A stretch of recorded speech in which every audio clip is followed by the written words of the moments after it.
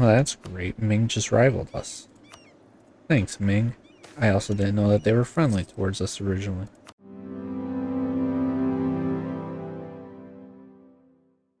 Hello, everybody, and welcome to part 2 of Taungu.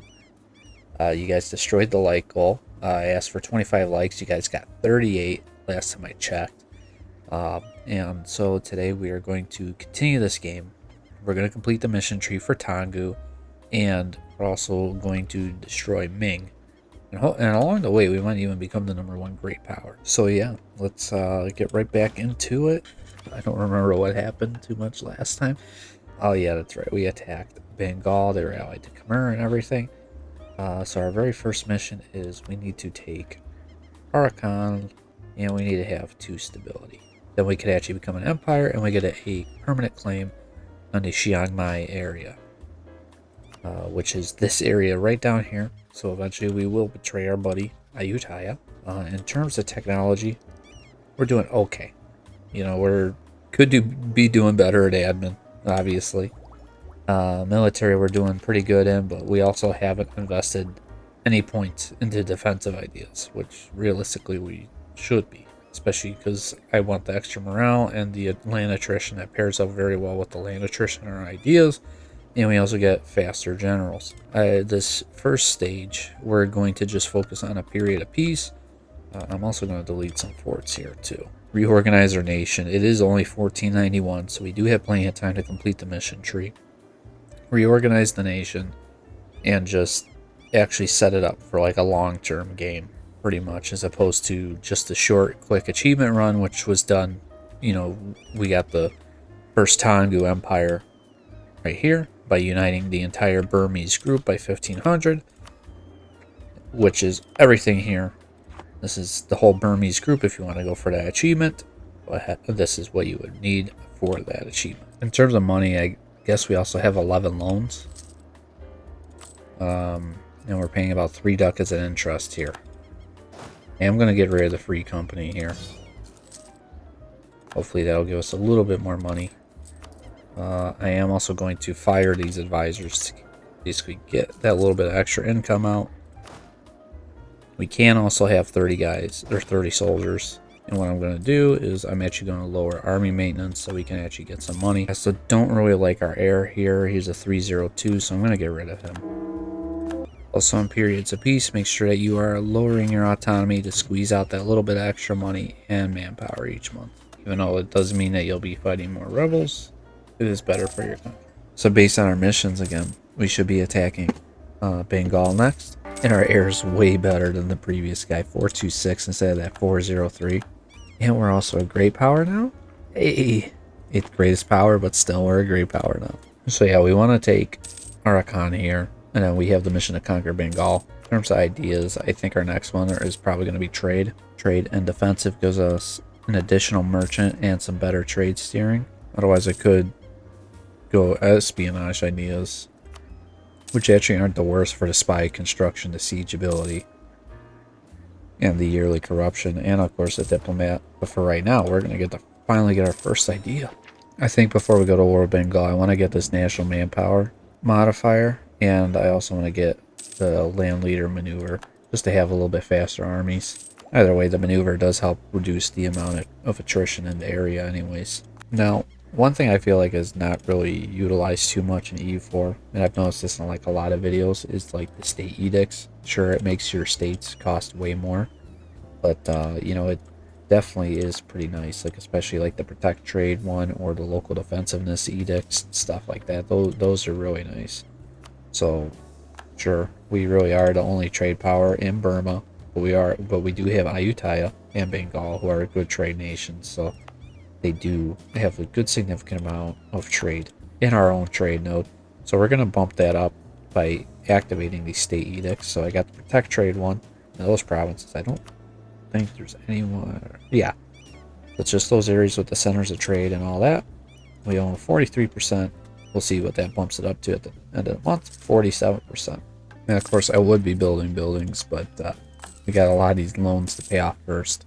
Also forgot that we were allied to Jaunpur. I mean, honestly, like, if we attack Bengal, we actually could probably win that war. I am going to hold off on that, though. I'm going to get my manpower. I'm going to get my ideas. Like the morale of armies one right now. We are also going to buy down inflation, even though we have 360 admin and we are behind on admin tech. I would much rather have the money right now in a more stable economy. And now we are making almost an additional ducat a month because we lowered autonomy. And we can also have almost 40,000 troops. And like that, now we got our third idea in defensive ideas, and we also got our 25% manpower. Now our cap went up to 40,000, so an additional 7,000 manpower that's at our disposal now. And also our morale's almost at 4.0. Just add a little bit more prestige, it would be there. Also, we are pretty close to completing this mission. We just need 2 stabs, so I might as well just do that. We become an empire, and again we get permanent claims. This area here now in Ayutthaya, who is our friend. But also too, now it gives us access to these missions here. This one we have to have 3 subjects with 150 total dev and less than 50 liberty desire. And we'll get a permanent claim on the Xinan region in southern China here, which then allows us to basically take the Mandate of Heaven away from Ming.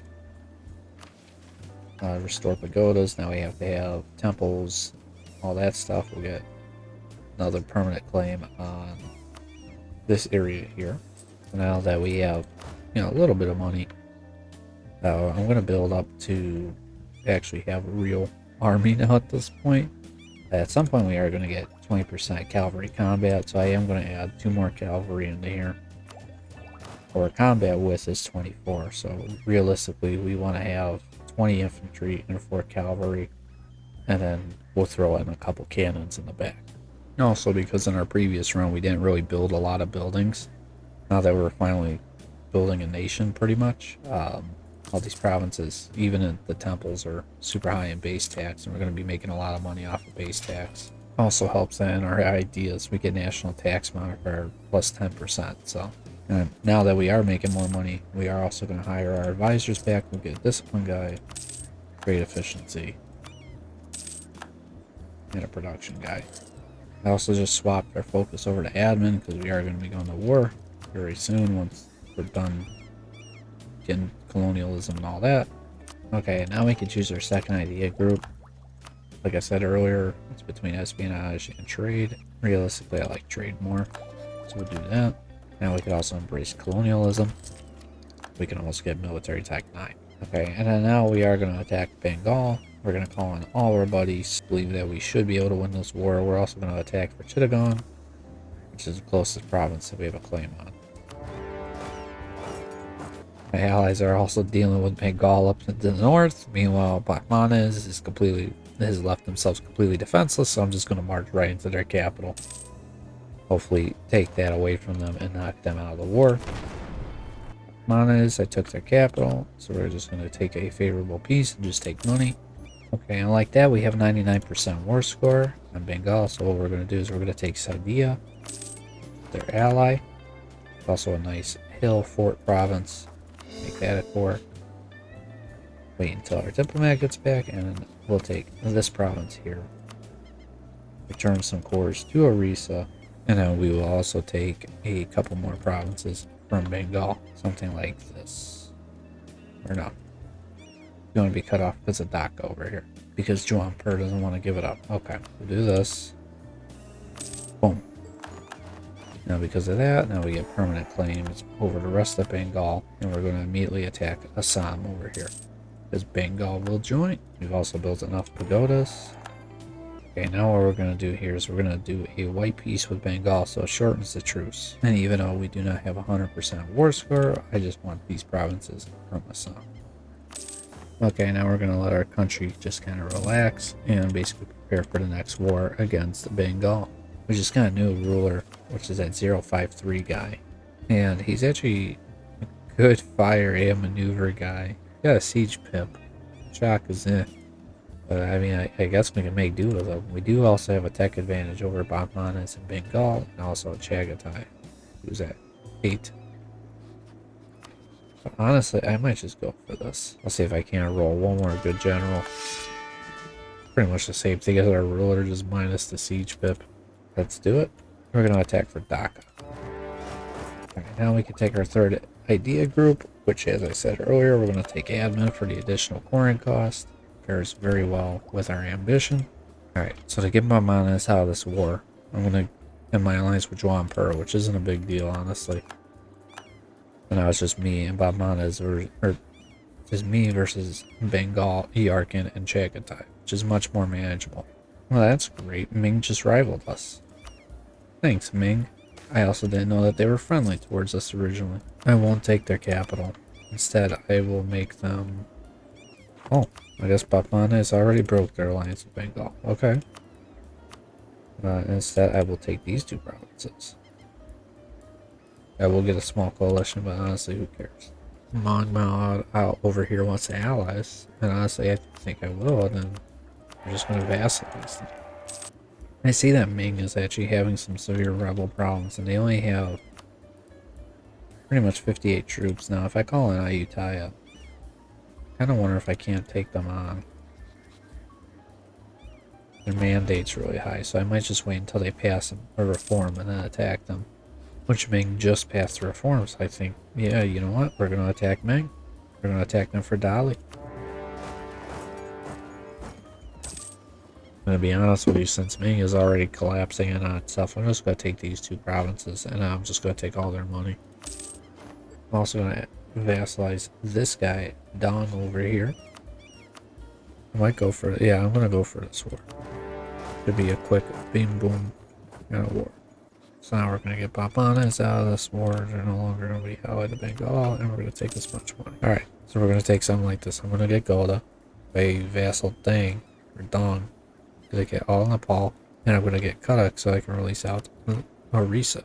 So I can complete this, which gives us even more governing cap, plus 10 by 10%. It's huge. Orissa. Oh, I didn't realize this was not a core of Orissa. Darn it. Okay. I don't want this province. She gives us back. Oh. Haven't looked over here in Ming in a while, and they're pretty beat up.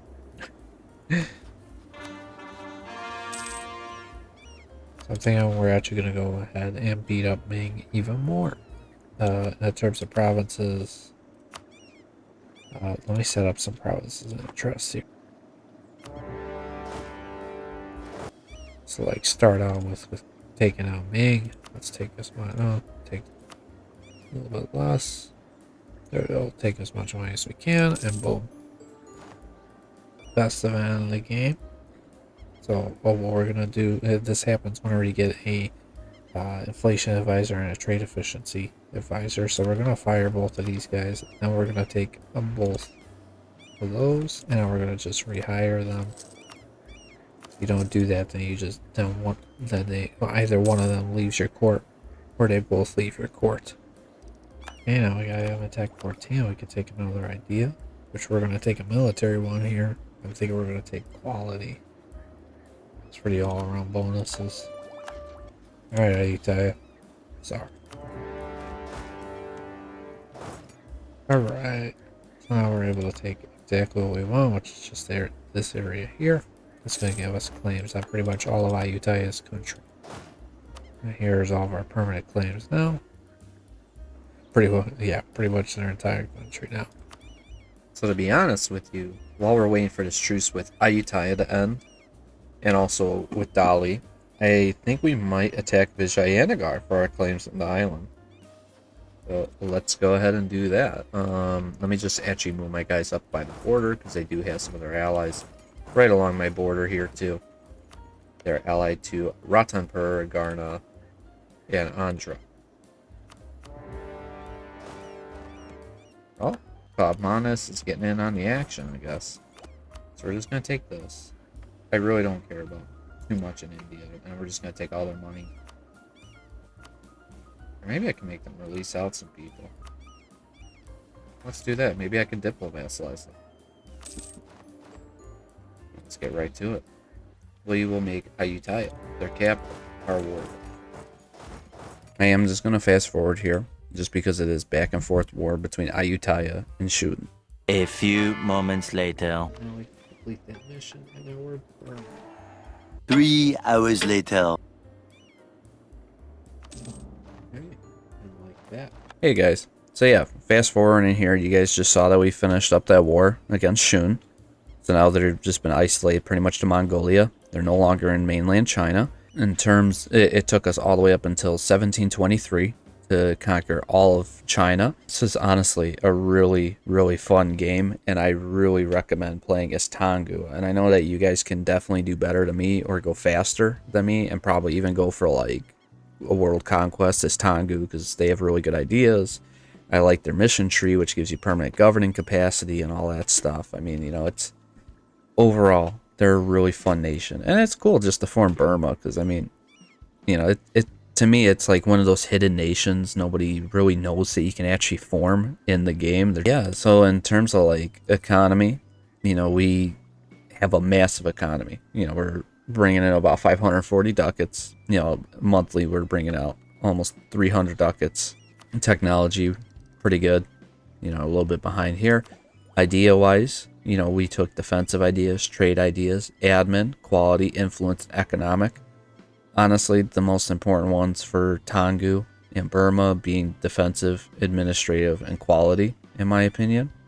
They just pair up so well with the Burmese ideas, with like manpower, attrition, land leader maneuver, yearly army tradition, you know, stuff like that. And then even the core creation costs, just knowing that you're going to have a guaranteed like almost half cost provinces by bringing it up to 40%. That is awesome. We did complete the entire mission tree, and we did seize the Dragon Throne. As you guys can see, we are the Emperor of China. Probably not going to be doing so good because of all the devastation, but, you know, we do. And no tributaries, but we did take the throne of China. Religion, we actually converted most of China to Theravada Buddhism. So, and to be honest, it's thanks to like some of our wonders that we have. I've actually been working out like a lot of these wonders because there's a ton of them down here. So this one right here, the Bagan temples, they really help out. They gave us, in our 2 missionaries, they gave us a ton of missionary strength and everything too. Oh, and another great wonder that you need to take if you play here, regardless if you're playing as Taungu, Ayutthaya, Dai Viet, whoever you're playing as down here, you have to build the Grand Palace of Bangkok all the way up to level 3. And the reason being is just simply because the aggressive expansion, the yearly absolutism that's guaranteed like by +1, and then the governing capacity plus 15%, which in my opinion is massive. Just so then that way, you know, it makes it easier to really blob out in this area. Some of the other wonders that are cool are like Angkor Wat, which give you tech costs, which honestly could have helped out if I had that a lot earlier in the game. This one here, I'm not even going to try and pronounce this palace. It gives you cheaper advisors and Diplo rep and Diplo relations. This is another good one. Military wise, we could have almost 500,000 guys with almost 7 morale. Our discipline's at almost 120. But yeah, if you guys really enjoyed this episode of Underrated Nations, the sequel to Taungu and into Burma, let me know down in the comments if you guys want to see more things like this where I play, you know, these nations that honestly don't really get enough love by like some of the larger YouTubers and stuff, or you know, just kind of if you're playing in a multiplayer game, might actually be like that little hidden country that everybody didn't really just overlooked and stuff, you know, that could easily rise to power and be this, you know, massive, powerful, great country. Taungu being one of them, in my opinion. I've played them in a couple multiplayer games with my friends, and it always ends out very well for me in the end, even if I just own all of Indo-China and stuff. I mean, you know, it's one of my favorite nations in the game. Yeah, if you guys like this video, if you guys like this series, Underrated Nations, make sure you guys subscribe. Make sure too that you guys like this video, and let me know down in the comments below what nation you guys want me to cover next. I know I've already seen people tell me Ardabil, Byzantium, Bengal, just to name off some of the nations that other people have told me to do. And yeah, I will also be starting another series as well too, called Mission Only, which is a challenge series I'm going to do where we can only expand and play via the missions. And we're going to start off with Austria. We're just going to go down the list of the countries that have the most unique missions to their country. So it'd be Austria, France, Great Britain / England. So we have to complete each and every single mission, and we also have to only expand within the parameters of those missions as well too. So we have to do everything the way that Paradox intended those countries to be played. If you guys want to see all that, make sure you guys hit the like, subscribe, and I will see you on the next video.